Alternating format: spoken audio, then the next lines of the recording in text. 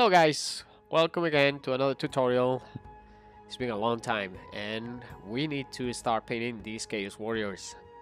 So here we have the scheme that Mike McVey came up with in late 80s for the Heroquest minis, and I'm gonna try to emulate this one. For those of you who don't know who this guy is, well, he was like the rock star of heavy metal painting back in the day. Mike McVey. He was my hero. I always tried to emulate him, and well, not even close yet. Never will be. So here we are. Lead Belcher. Any dark metallic color will do. We're just gonna paint the axe blades and the chainmail loin in the armor, both back and forth.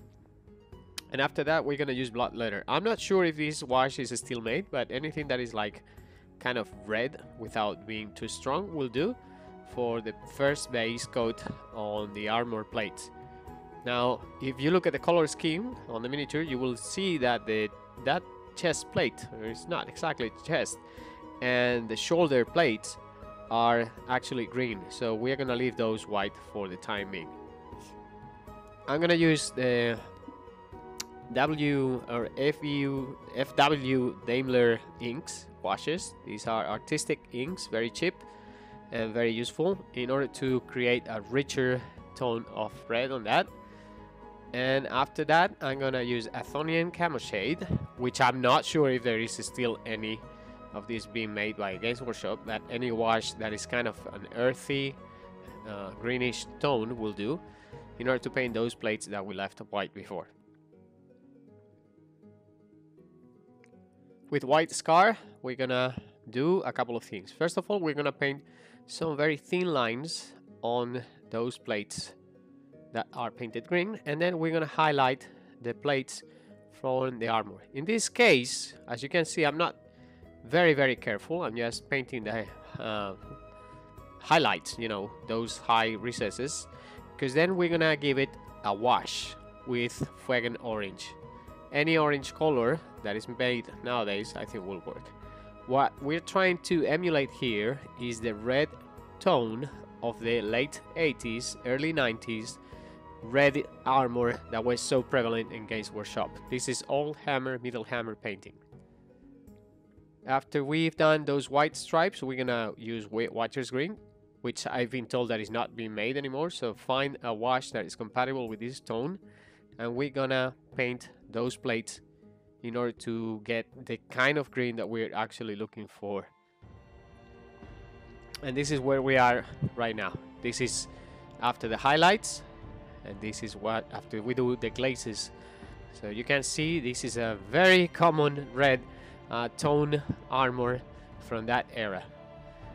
After that, build time green, we're gonna give some shading onto the plates, the green plates here and there. And I also use this to make the dark well, the helm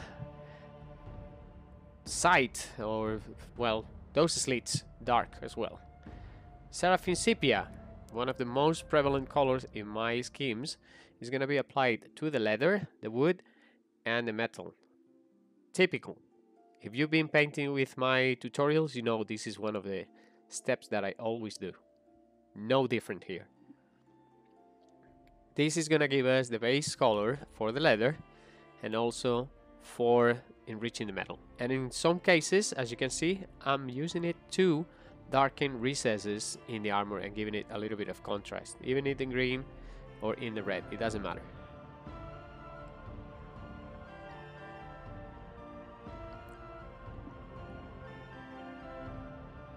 Horns as well. And there you go.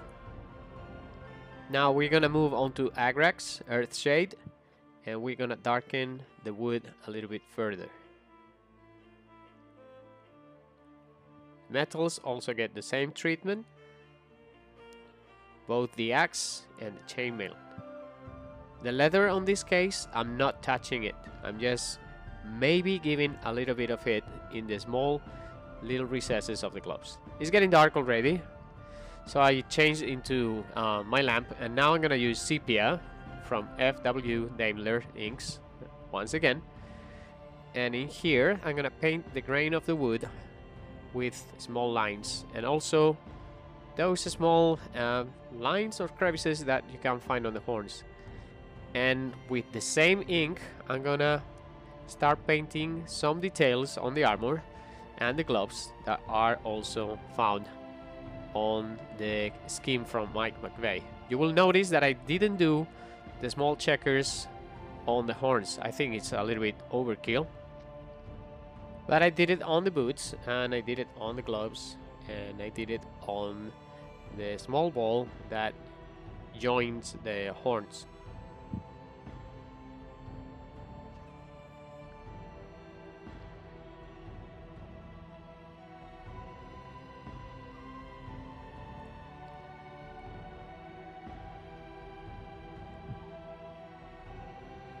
Now I'm gonna use Ushapti bone.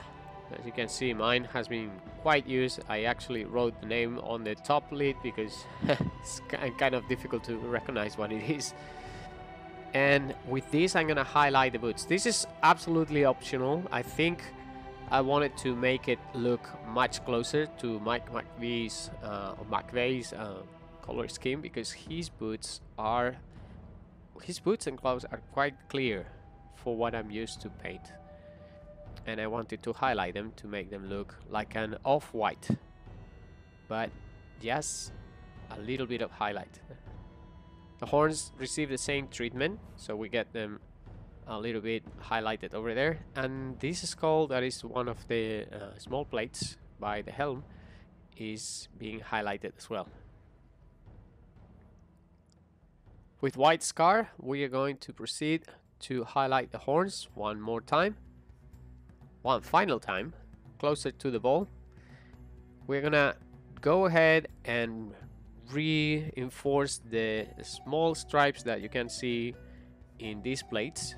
Mike McVey's are much nicer than mine, but I wanted to be done with it. And I'm gonna start doing the checkers in the boots and also in the ball that joins, the ball that joins the horns.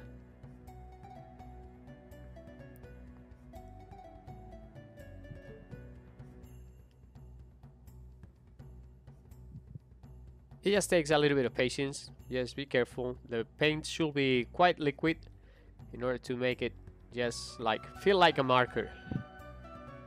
Drakenhof Nightshade is going to be used in just a couple of places. Over here, where we're going to darken the handle and the base. If you want to paint your base a little bit different, then this step also is optional. I want to make them look like flagstones from the dungeon where these Chaos Warriors are going to be found. After that, we're going to proceed with known oil to darken further the handle from the axe, and then we're gonna have those nice grayish highlights and a little bit extra on the chainmail. And with this, we proceed to Ironbreaker to highlight the axe,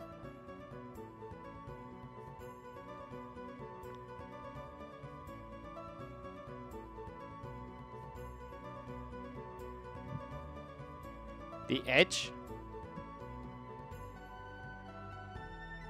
This simple technique will make it look quite sharp. As you can see, just paint lines following the blade. And finally, a slight, not very strong highlight on the chainmail. We want to still see those dark recesses. It's time now for painting the bases. My technique for my bases on Heroquest is as follows. I paint them with Drakenhof Nightshade, and then I paint these highlights with Ushapti Bone, leaving some spaces in between, which I further highlight with white, pure white.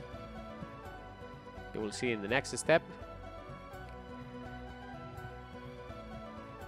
This creates an interesting effect already, but the key is painting these fine lines in between the highlights.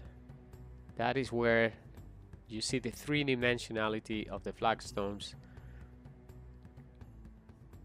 In order to make the color a little bit subtle, a little bit more subtle, more dirty. I just give it a wash with Agrex Earthshade, and after that I let it dry and I call it a day.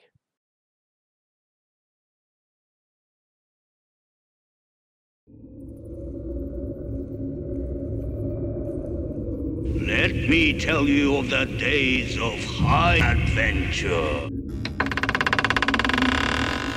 Does it always smell like this? How does the wind ever get in here? Who are you?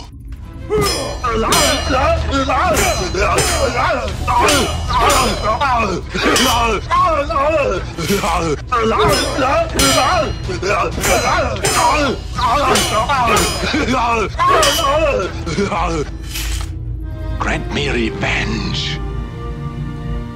And if you do not listen, then the hell with you. So, probably 1 or 2 more tutorials left to finish the Heroquest base game. Chaos Warriors, they turned out good, in my opinion. I enjoy them. I hope you enjoyed the video. This is Miguel, signing out. Conan, what is best in life? To crush your enemies, see them driven before you, and to hear the lamentation of their women. That is good. That is good.